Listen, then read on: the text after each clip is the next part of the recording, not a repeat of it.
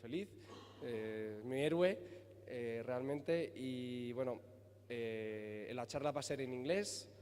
En cualquier caso, bueno, también vamos a estar un ratito más luego y esperamos que con su presentación pues nos impregne de todo lo que sabe y que nos ayude a transmitir un poquito su sabiduría pues, en nuestros proyectos y en nuestras cosas que nos apetezca.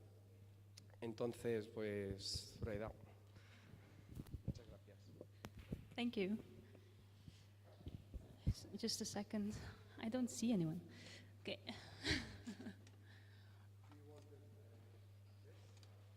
What? A little bit less?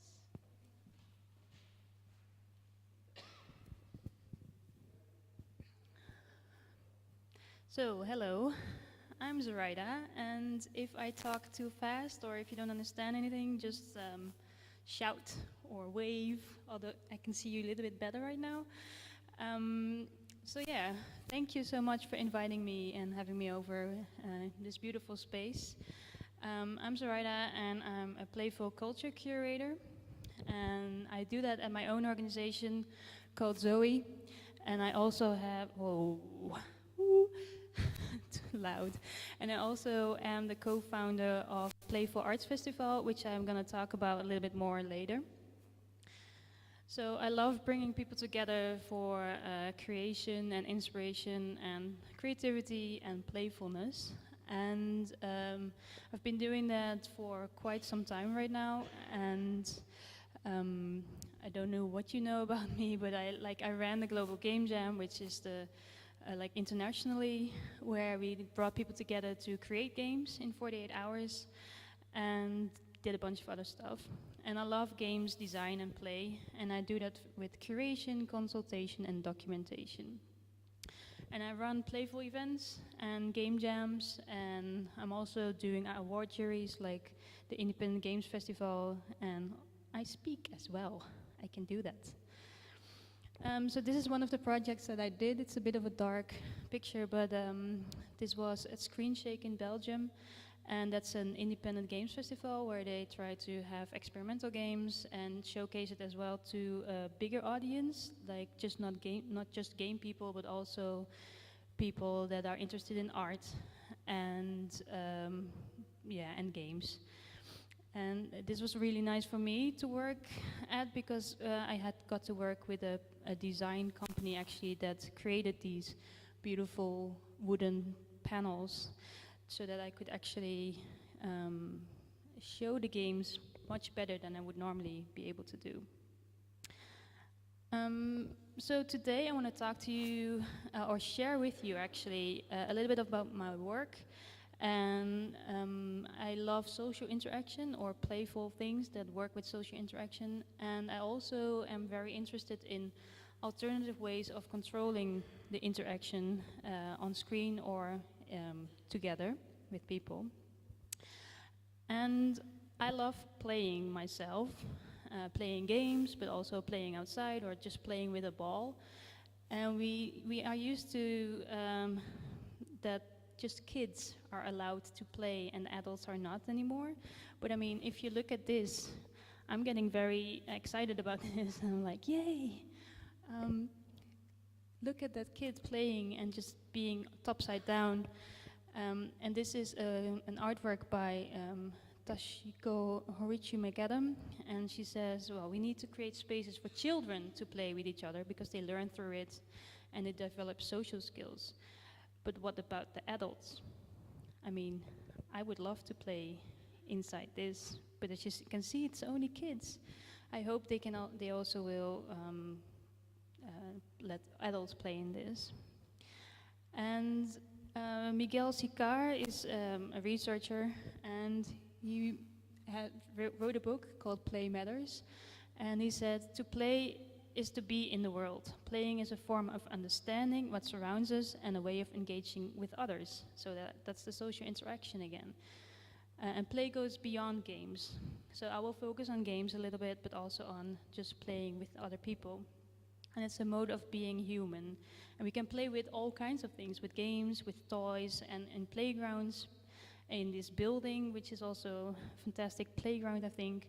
and with the technologies and design. And I'm not the only one doing that. You are working in this, but also there's a whole playful community out there in Europe and in Asia and in the States. And just here I selected a few of the playful culture events that does things with games and play in Europe, for example.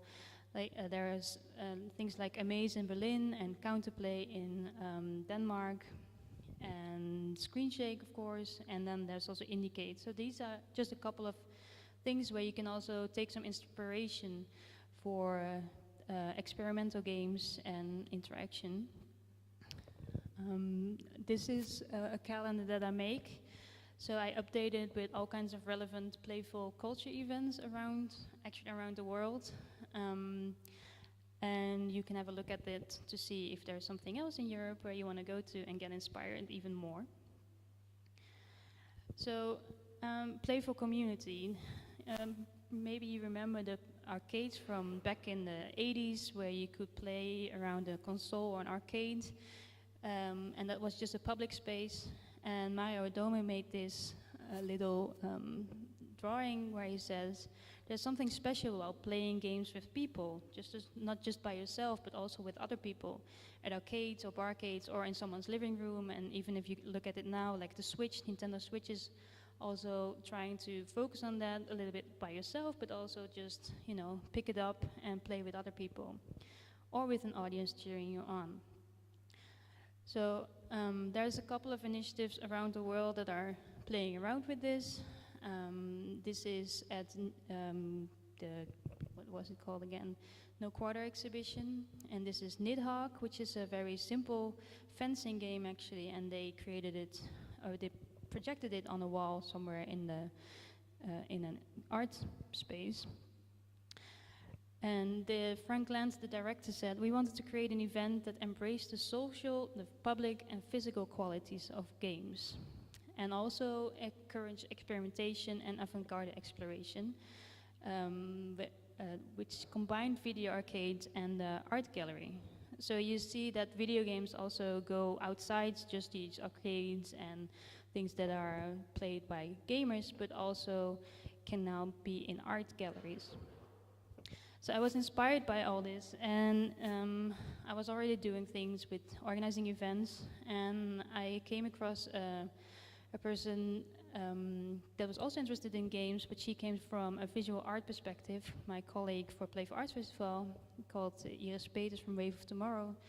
And we decided to create a festival, trying to set up a festival in the Netherlands that has all these aspects of people playing together, coming together and having fun, and have some social interaction. And the first time we did it, it was called collaborative play as a theme. And we had these kind of games, also Nidhogg that you saw before, but this is Bigar, which is a game that you have to play on a tablet, but like a really big tablet. And you had to try and have these gummy bear kind of things, and just all of you had to work together to actually play the game, and you can see how much fun they're having. We also invited not only purely digital games, but also more physical games, which we were interested in. And this is Hit Me by Kao Abe. And you can see these little helmets on top of their heads, and there's a little button on top of that, and you have to actually try to hit the other person's button. But it kind of becomes a dance, and there's this tension between the two people of how you're gonna be able to actually push that button and also not touch each other. Or so at some point, I think she even they were so into it that they actually hit each other, sort of, like not on the right place, but on different places.